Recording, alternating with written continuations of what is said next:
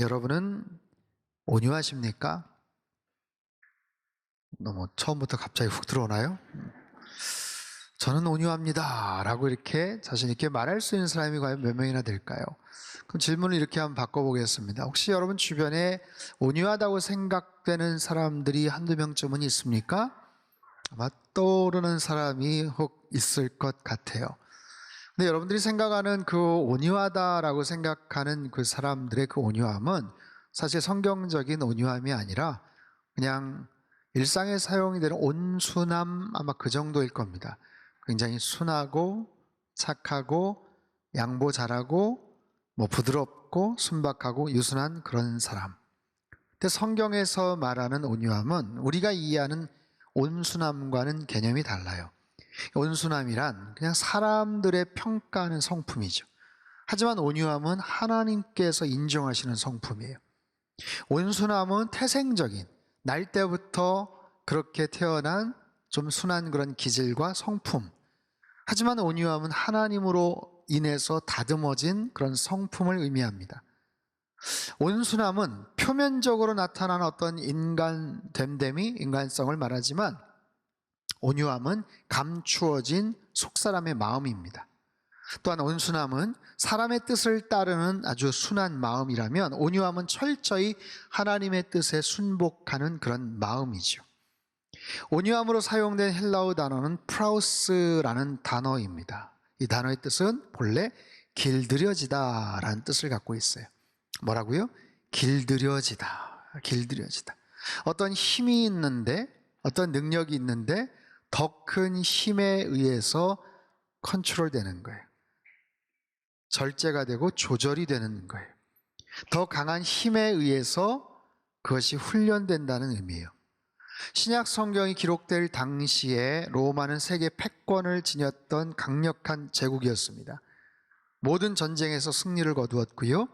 그리고 곳곳에서 값진 물건들, 그리고 많은 일꾼들 넘치도록 로마 세계 안으로 들어왔어요. 그래서 당시에 로마에 꽤 부유한 그런 갑부들은 집안에서 사설 동물원을 갖추어 놨다고 합니다. 그래서 동서양에서 사들인 각색 동물들, 짐승들, 특별히 사자나 표범 같은 맹수를 키우기도 했대요. 그래서 잘 길들여지고 잘 다듬어진 그런 맹수들을 마치 애완견처럼 가까이 두고 손님들에게 자랑을 하곤 했다는 거예요. 그런데 이런 맹수를 처음부터 그렇게 둘 수는 없겠죠. 사들여서 노예들에게 지속적으로 훈련을 시키게 합니다. 그래서 마치 그 야성, 그 표독함을 길들이기 위해 노예들은 혹독한 훈련을 시켜요. 마치 강아지 훈련을 시키듯이 그 야성을 절제시킵니다. 그리고 일정한 시간이 지난 후에 노예는 맹수를 주인 앞에 데리고 와서 테스트를 하죠. 시범을 보입니다. 마치 서커스장에서 조련사의 채찍에 온갖 동작을 하는 사자나 호랑이처럼 충분하게 길들여졌을 때, 그런 모습이 보여졌을 때 주인은 아주 만족스럽게 한마디를 외치는데 프라우스라고 해요. 그게 뭐예요? 길들여졌군. 이제 유순해졌군. 그 안에 동물의, 그 맹수의 야성이 다른 힘에 의해서 제압되고 잘 길들여졌다는 뜻이에요. 여러분, 온유함이란 바로 이런 의미입니다. 힘이 있는데, 능력이 있는데 더 큰 힘에 의해서 제압당하고 그것이 컨트롤되고 훈련되어진다라는 거예요. 이 온유함이 성령의 열매 중에 하나입니다. 또한 이 온유함은 팔복의 말씀 가운데 나오는 거예요. 온유한 자는 복이 있나니, 온유한 자는 복이 있나니 그가 땅을 기업으로 얻게 될 것이다. 왜 온유한 자가 복이 있을까? 여러분, 우리가 일상적으로 생각할 때 온순한 사람, 온유한 사람, 세상에서는 별로 그렇게 매력적이지 않는 그런 캐릭터예요. 근데 예수님은 온유함이 굉장히 중요한 덕목이다, 복이 있다 라고 말씀하세요. 왜냐하면 그런 사람들, 즉 온유한 사람들, 온유해지고 길들여진 사람들은 하나님께 더 많이 쓰임받을 수 있기 때문에 그렇습니다. 길들여졌기 때문에 더 쓰임받을 수 있는 거예요. 아무리 똑똑하고 아무리 능력이 많고 아무리 재능이 많고 대단한 그런 경험을 갖고 있다고 하더라도 온유해지지 않으면 그것이 통제가 되지 않으면 하나님은 사용하시지를 않습니다. 아니, 사용하실 수가 없어요. 여러분, 시각장애인들을 위한 안내견을 보신 적이 있습니까?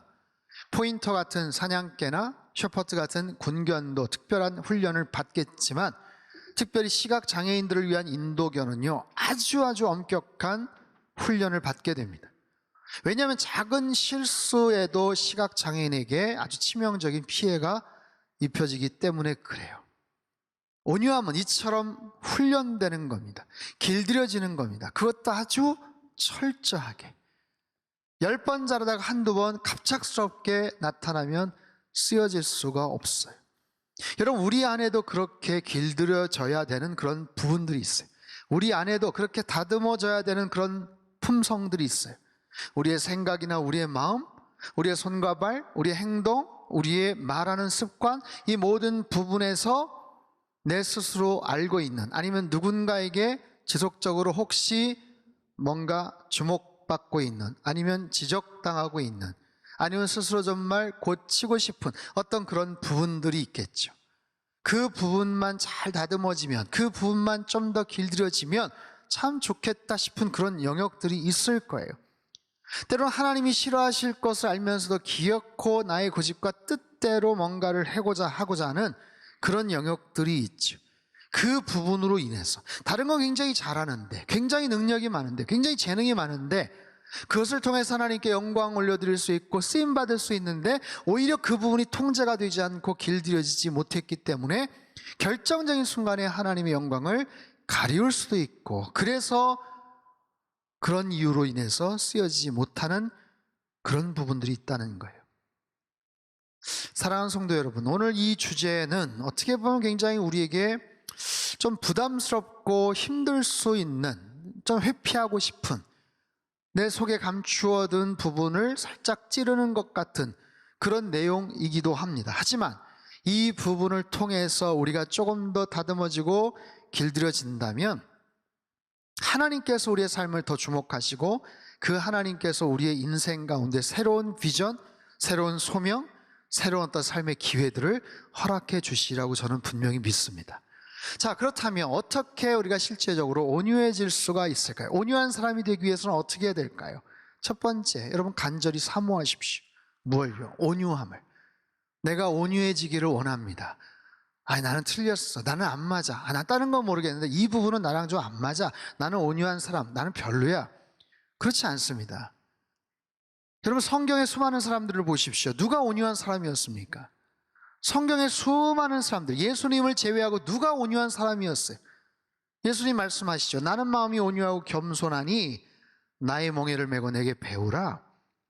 서두에 말씀을 드렸죠. 온유함은 선천적인 게 아니에요. 타고난 기질을 말하는 게 아니에요. 태어날 때부터 온유함을 장착하고 태어나는 게 아니에요. 그건 온순함이에요. 온순함. 온유함은 후천적인 겁니다. 끊임없이 길들여지고 다듬어지는 거예요.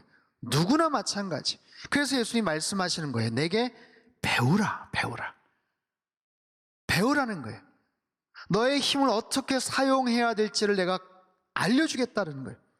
너의 힘을 어떻게 조절해야 되는지를 내가 가르쳐 주겠다는 거예요. 그 힘을, 그 능력을 잘 다스려서 합당하게 쓰여질 수 있다면 얼마나 좋겠느냐라는 거예요. 여러분, 사도 바울이 얼마나 혈기왕성했습니까?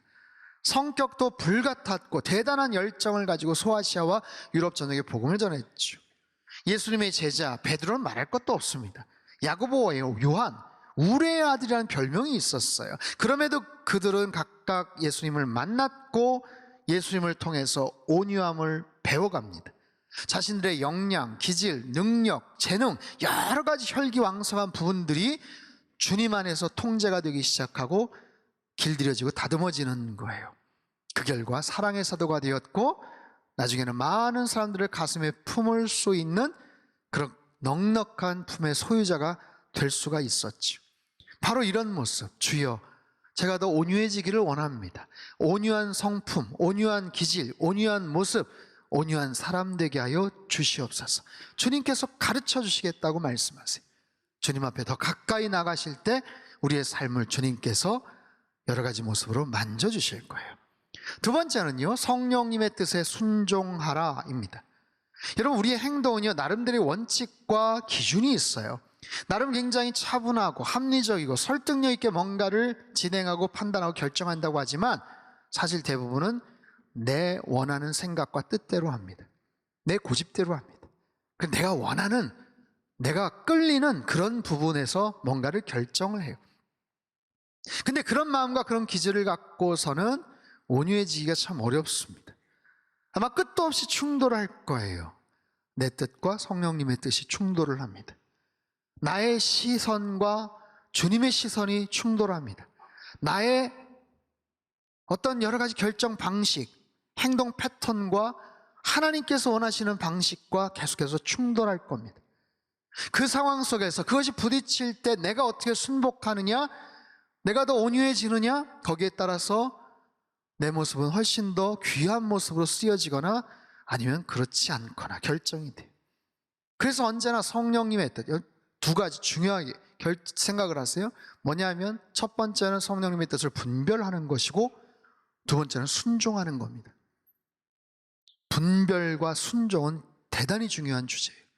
어떻게 하면 성령님의 뜻, 하나님의 뜻을 내가 잘 분별할 것인가? 내 삶의 영역 속에서 내 고민과 여러 가지 갈등 앞에서 어떻게 주님이 원하시는 성령님의 뜻을 분별할 것인가? 그리고 분별한 대로 순종할 것인가?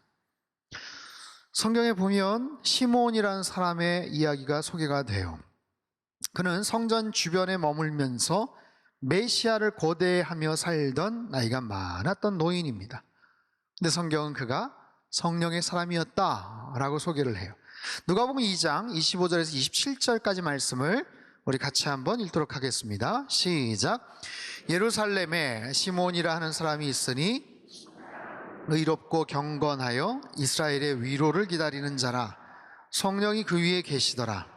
그가 주의 그리스도를 보기 전에는 죽지 아니하리라 하는 성령의 지시를 받았더니 성령의 감동으로 성전에 들어가매 마침 부모가 율법의 관례대로 행하고자 하여 그 아기 예수를 데리고, 자, 그는 성령의 사람이에요. 성령님이 그 위에 계셨고요, 성령님의 지시를 받았고요, 성령님의 감동으로 성전에 들어갑니다. 근데 마침 그 순간 어린아기 예수를 안고 들어오는 요셉과 마리아를 만나는 거예요. 여러분, 이 만남은요 굉장히 특별합니다. 예수님, 메시아가 이 땅에 오시겠다는 예언은 예수님 탄생 전 무려 700년 전 이사야 선지자 때서부터 계속해서 선포가 되고 회자가 되었던 이야기예요. 수많은 믿음의 사람들이, 경건한 하나님의 사람들이 메시아 오기를 기다렸어요. 이제나 저제나 언제 오실까 기다렸지만 결국에는 못 만났습니다. 무려 700년 동안 그렇게 사람들은 기다리다가 죽어갔어요. 그런 상황 속에서 네가 메시아를 만날 것이다, 네가 죽기 전에 메시아를 볼 거야. 여러분, 얼마나 가슴 벅찹니까? 어떻게 만날까? 도대체 어디에서 어떤 모습으로 만날까? 모든 생각과 계획과 모든 자신의 모든 것들을 성령님의 그 지시함에 완전히 포커스를 맞춰서 살아가는 거예요. 그러던 어느 날 성령님의 감동으로, 어떻게 감동을 주셨는지는 모르지만 성전 안에 들어가게 됐고 그 순간 어린아기를 안고 들어오는 누추한 모습의 요셉과 마리아를 만나는 거예요. 그 아기를 보는 거예요. 그리고 메시아임을 직감하는 거예요. 여러분, 온 우주 만물을 창조하신 그 만왕의 왕 되신 그 살아계신 하나님, 그 하나님께서 인간의 모습으로 이 땅에 오셨어요. 아기의 모습으로 이 땅에 오셨어요. 작고 보잘것없는 연약한 꼬물거리는 그 아기의 모습으로 이 땅에 오시고 바로 눈앞에 있는 그 아기를 그가 보며 그가 깨닫게 됩니다. 그리고 그 아기를 가슴에 품고 한없는 감격과 기쁨으로 아기를 향한 찬양의 노래를 드리게 되죠.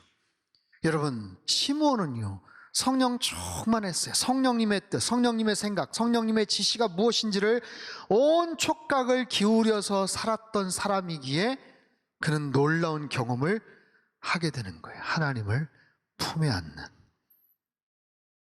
온유한 사람이 될 때 성령 하나님께서 우리에게 주시는 뜻밖의 엄청난 축복이 있는 거예요. 내 뜻이 아니라, 내 생각이 아니라, 내 잘남이 아니라 성령 하나님의 지시와 그 뜻 가운데 민감하게 반응하며 살아갈 때 성령 하나님께서 우리를 더 온유한 자로 만들어 주시더라라는 거예요. 세 번째, 온유함의 열매를 경험하라입니다.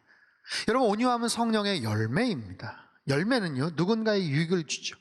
혜택을 주는 거예요. 누구에게 유익을 끼칠까요? 열매 맺음의 1차적인 혜택은 자기 자신이에요. 그리고 주변 사람, 공동체로 연결이 됩니다. 물론 자비나 양선처럼 철저하게 타인을 위한 그런 열매의 모습이 있어요. 하지만 온유함의 열매는 결국 자기 자신, 자신의 변화입니다.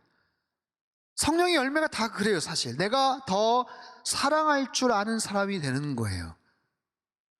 내가 더 희락, 기쁨을 누리는 거예요. 내가 더 마음의 평강을 누리는 거예요. 내가 더 오래 참을 줄 아는 사람으로 변모되는 거예요. 자비와 양선을 베푸는 사람, 지난주 충성할 줄 아는 사람이 되는 거예요. 그리고 온유한 사람이 되는 거예요. 내 존재의 변화, 무엇을 얼마나 잘하냐, 능력 있게 하냐, 기능 있게 뭔가를 쓰임받느냐, 그게 중요한 게 아니라 본질적으로 나의 존재의 변화가 되면 그런 나를 통해서 나타나는 말과 행동은 다 온유함의 열매일 겁니다. 온유해진 모습으로 행하는 모든 행동들, 모든 결정들, 그리고 하나님의 뜻과 하나님의 자비하심이 온유해진 나를 통해서, 나를 통과해서, 나를 사용하셔서 하나님의 뜻이 나타나고 드러나는 거죠. 여러분, 온유해진다라는 것은요, 나이를 먹는 것과 같습니다. 나무의 나이테와 같고 이마의 주름살과도 같아요. 10대, 20대 이 자리에 계신 좀 젊은 우리 청년들이 있다면 사실 온유해지라는 말은 조금 어울리지 않을 수도 있고, 오히려 청년의 때에 참 온유해진다는 것은 굉장히 어려울 수 있어요. 하지만 중년을 넘어서고 세월이 가고 나이가 들수록 더 깊어지고 더 넓은 사람이 될 수가 있죠.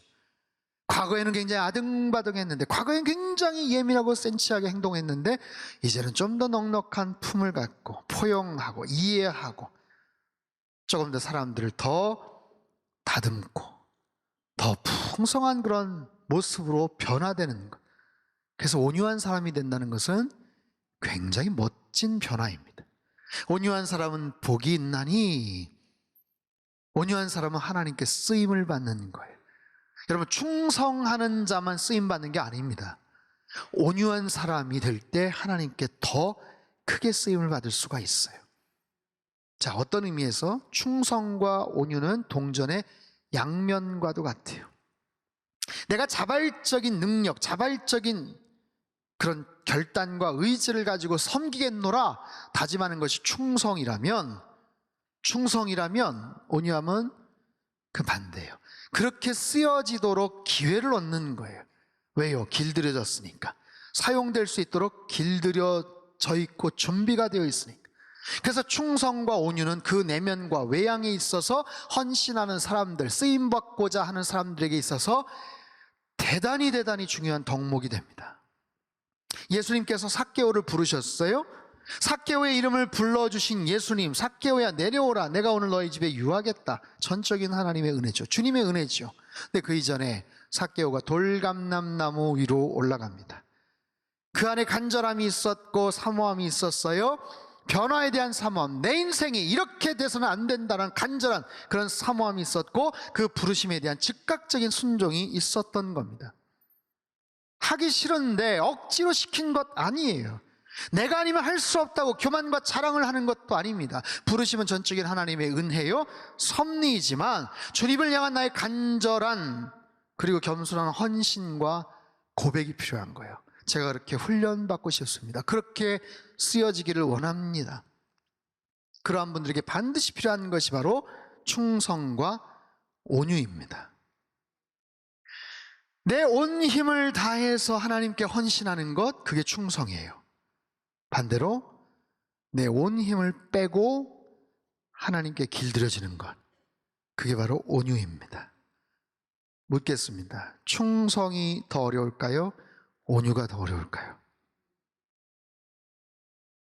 어떤 게 더 어려울까요? 둘 다 쉽지 않지만 힘을 쓰는 것보다 어떨 땐 힘을 빼는 게 더 어려울지 몰라요. 그죠?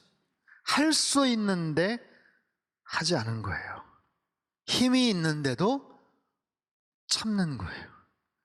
그리고 주님께서 원하시는 대로 길들여지고 다듬어지는 거예요. 내 속에 자랑하는, 그래서 교만해진 그 부분들이 낮아질 때, 내 속에 늘 웅크리고 있는 거친 성품들이, 모난 성품들이 평소에는 아주 잔잔하고 평온하고 아무렇지도 않은데 어떤 상황과 어떤 특별한 자극과 감정이 있으면 나도 실망스러울 정도로 깜짝 놀라게 나타나고 폭주하는 그런 나의 숨겨진 성품들이 다듬어질 때, 내 안에 있는 힘과 능력이 주님의 더 큰 힘과 능력 앞에서 길들여질 때, 온유해질 때 하나님께서는 우리를 귀한 모습으로 사용하실 겁니다. 그럴 때 우리들은 정말 멋진 크리스찬이 되고요, 그런 사람들이 모여 있는 그 교회 공동체는 거룩한 믿음의 공동체, 선교적 공동체가 되는 거예요. 미국의 아주 유명한 듀크 대학의 교수였고 한때 미국 타임즈 선정 미국 최고의 신학자로 꼽혔던 스탠리 하우어스가 이런 얘기를 했어요. 한 사람이 진실한 그리스도인이 되는 것, 그리고 한 교회가 진정한 믿음의 공동체가 되는 것이 세상을 위해 할 수 있는 최고이자 최선의 공헌이다. 여러분 공감하십니까? 내 한 사람이 진실한 크리스찬이 되는 것, 지역의 어떤 교회가 진정한 믿음의 공동체가 되는 것이 세상을 위해 할 수 있는 최선의 공헌이다. 그분의 신학적 강조점은 교회를 교회되게 하라. 교회가 사회 속에서 할 수 있는 최고의 사회적 책무는 교회가 교회되게 하는 것, 성도가 성도답게 세워지는 거예요. 성도란 거룩한 하나님의 사람들, 바로 성령의 사람들이에요. 그렇다면 성령님의 뜻을 따라야 하고 성령님의 뜻을 존중해야 됩니다. 그리고 성령님께서 기뻐하시는 열매들을 맺을 수 있어야 돼요. 성령님의 열매를 맺을 수 있어야 돼요. 왜요? 세상을 위해서? 타인을 위해서? 물론 그것을 통해서 하나님의 선을 행할 수 있겠지만 무엇보다도 나 자신을 위해서예요. 내 자신이 먼저 성령의 사람이 되고 성령의 열매를 맺는 겁니다. 내가 거창한 포부와 굉장한 의지와 야망을 가지고 내가 예수님의 이름으로 세상을 변화시키겠다, 내가 예수님의 이름으로 내 직장을 변화시키겠다, 내 가정을 변화시키겠다, 그것이 먼저가 아니라 예수님의 말씀을 통해서 내가 먼저 변화되는 거예요. 내가 가진 능력과 힘을 가지고 빼어난 일을 하고 업적을 쌓는 것이 아니라 주님께서 주시는 능력과 힘으로 내 자신을 컨트롤하고 주님의 뜻을 드러내는 거예요. 나의 뜻이 아니라 주님의 뜻, 나의 거칠고 큰 목소리가 아니라 하나님의 음성을, 나의 생각이나 계획이 아닌 철저하게 하나님의 온전한 계획과 의도가 드러나는 것. 누구를 통해서요? 나를 통해서, 우리 한 사람 한 사람을 통해서. 우리는 그저 그분의 도구로 쓰여질 뿐이에요. 그분의 작고 보잘것없는 도구입니다. 인도 캘커타의 빈민들을 위해 평생 헌신했던 마더 테레사의 아주 유명한 말이 있죠. 저는 그분 손안에 있는 작고 보잘것없는 몽당 연필입니다. 아무리 불완전한 도구일지라도 그러나 하나님은 그것으로 너무나도 아름다운 그림을 그리십니다. 사랑하는 상당교회 성도 여러분, 온유함은 성령님의 귀한 열매입니다. 온유한 사람이 된다는 것은 대단한 축복입니다. 우리가 간절히 꿈꾸고 소망해야 될, 금방 이루어지거나 쉽게 이루어지지 않아요. 평생 가슴에 품어야 될 소중한 기도 제목입니다. 주여, 온유한 사람이 되게 하여 주옵소서. 주여, 온유한 사람 되어 주님께 더 쓰임받는 인생 되게 하여 주옵소서. 우리 안에 있는 여러 가지 욕심과 여러 가지 혈기와 고집과 지독한 자기 주장들이, 이 모든 것들이 하나님의 뜻 안에서 다 걸러지게 되기를 바랍니다. 그리고 오직 하나님의 뜻만 드러나게 되길 바라요. 그렇게 투명하고 정직하고 신실한 하나님의 사람들, 온유한 사람으로 살아가시길 주님의 이름으로 축원합니다. 그런 우리들이 성령의 열매를 맺고 그 성령의 열매를 가장 가까운 곳에서 먼저 누리는 수혜자가 될 것이고요, 그것을 통해서 주님의 뜻이 마음껏 드러나게 될 거예요. 멋지고 아름다운 온유한 사람 되시기를 주님의 이름으로 축복합니다. 그런 귀한 거룩한 믿음의 공동체를 하나님은 사랑하시고 오늘 이 시대에 귀한 모습으로 사용해 주실 줄 믿습니다.